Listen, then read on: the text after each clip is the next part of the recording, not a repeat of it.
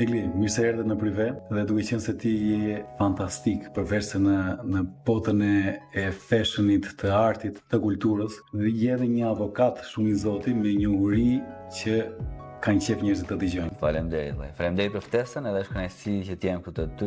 Edhe do bëj komplimentet e mia sepse ke krijuar një super strukturë që më pëlqen shumë. Faleminderit. Po shoh që ka një trend në rritje këtu në Shqipëri të markave të luksit që duan të futen në tregun shqiptar. Ti si shikon këtë si një njeri që ke kontakte me Italinë gjithkohës? Është një veçori shumë interesante dhe unë nuk ma merr të mendja kurrë që ne do rrivim në ditën që gjithë këto brende ndërkombëtare do shifrin Shqipërinë si një platformë interesante lançimi për produktet e tyre.